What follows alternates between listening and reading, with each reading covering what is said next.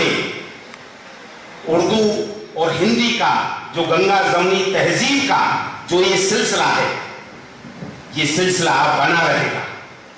UNESCO के charter में लिखा है कि इस प्रकार के कार्यक्रम जितनी फ्रीक्वेंसी में होंगे, जितने अधिक होंगे, समाज में आक्रामकता उसी के सापेक्ष कम होगी।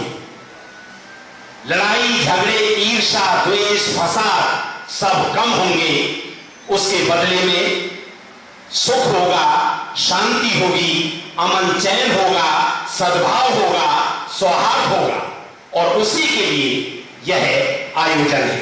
और अब मैं आप सभी की भावनाओं को अपने शब्दों में परोते हुए गुजारिश कर रहा हूं, अत्यंत विनम्रतापूर्वक आज के सम्मानित मुख्य अतिथि मेहमाने खुसूसी महामहिम उत्तराखंड माननीय श्री अजीज कुरैशी साहब से इस अवसर पर आप हम सभी को अपना आशीर्वाद भी दें और मार्गदर्शन भी प्रदान करने की महती अनुकंपा करें। और आपसे भी गुजारिश कर रहा हूं कि जोरदार तालियों के द्वारा आपका इस अवसर पर खैर मकदम, स्वागत और अभिनंदन।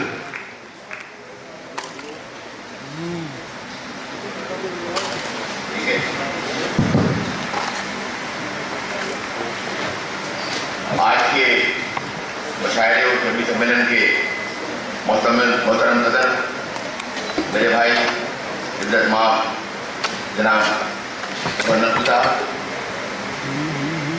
जनाब फकीर अहमद साहब, जनाब सुरेश जैन साहब, जनाब सैयद नूरुद्दीन साहब, जनाब जयपाल सिंह साहब, जनाब मंसूर उस्मानी साहब, जनाब सुल्तान मोहम्मद साहब और जनाब असद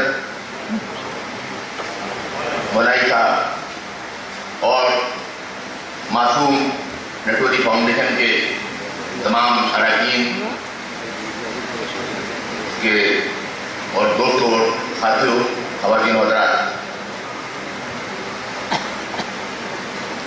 मेरे भाई जनाब असद नकवी साहब ने बहुत कुछ बड़े लाइन से काम किया है यहाँ पर मेरे बारे में, लेकिन ये बात सही है कि मैं यहाँ हाजिर हुआ हूँ उनके हुक्म देने पर ही। उन्होंने हुक्म दिया फोन पर मुझे कि आ जाओ, तुम्हें यहाँ जो हो गया।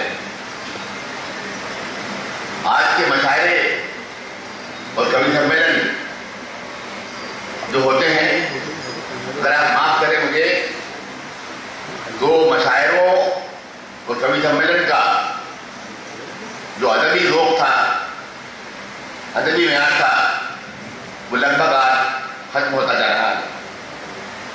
अदब और साहित्य की कसौटी पर अगर आज की शोरा को आप देखें तो तादाद आपको बहुत कम दिखाई देती है।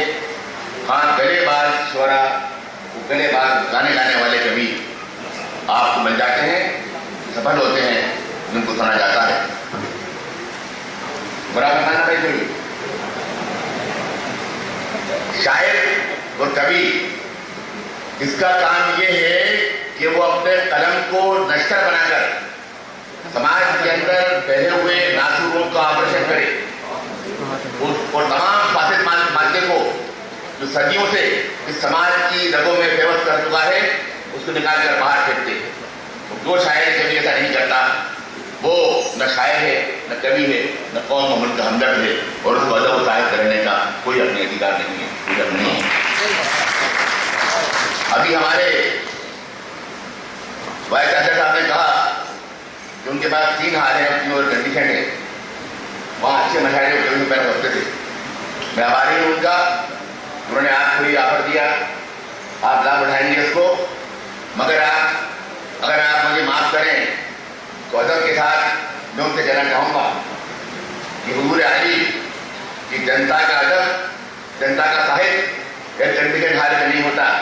ये केवल खेतों में, कल्याणों में, बस्तियों में, मिलों में, कारखानों में, सड़कों पर, गलियों पर, बाजार में पैदा होता है। क्योंकि जिंदगी जान, तारों और ताउस और बात का गीत नहीं है, बल्कि वो बेलों की चुन्नी से निकलने वाले धुएं, किसान के पसीने, मजदूर की मेहनत और ईमानदार जो अपने खून का पसीना बहाकर रोजी हासिल करता है, जिंदगी अब इसका नाम है। और आज के शायर और कवि का ये बुनियादी फर्ज है, ये कर्तव्य है कि वो जिंदगी के उस दर्द को देखे और उन अंधेरे कोनों को देखे, तारीख बस्तियों को देखे जहाँ सदियों से अंधेरा है, तारीखी है।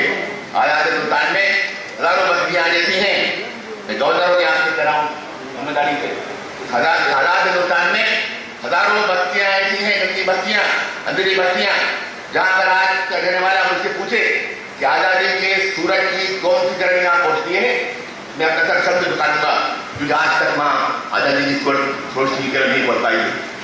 तो आज का जो कवि और शायर आपका है, उसका आज फर्ज है कि वो ऐसे ही पसीना लाने वाले, गर्मी दे देने वाले जगहों पर रहे और जिंदगी के दर्द को महसूस कर सके और उसके दर्द की अक्रांति कर सके। ये आपका मुरादाबाद शहर है, जिगर साहब का नाम कौन नहीं जानता, मासूम साहब उनके शागिर्द थे और यहाँ आकर मुझे जिगर साहब की याद आती है। उनकी लगता है पिता में आवाज उनकी गूंज रही है, जानकर मिन जुमले खासाने मैं खाना मुझे, जानकर मिन जुमले खासाने मैं खाना मुझे, मुद्दतों रोया करेंगे जामो पैमाना मुझे। तो मुझे यकीन है कि हमारे युवा वर्ग, हमारे नौजवान, हमारी ख्वातीन शोरा कवि, हमारी जो कवि हैं, ये जिगर साहब की उस रवायत को कायम रखेंगे। वो मुरादाबाद जिसने हमेशा नेतृत्व किया है, कायदत की है, अदब की, सियासत की, सखावत की, तहजीब की, ये यहाँ का झंडा हमेशा हमेशा ऊंचा रखेंगे। उनके आखिर में फिर मैं जिगर साहब की अल्फाज में आपको कहना चाहूंगा, मंसूर हर एक दौर में बेदार हुआ है, अफगान कहीं खत्म सरेदार हुआ है। बहुत बहुत शुक्रिया। बहुत बहुत शुक्रिया महामहिम, आपने निश्चित रूप से जो आशीर्वाद दिया है और जो सीख दी है उसके लिए बहुत बहुत शुक्रिया।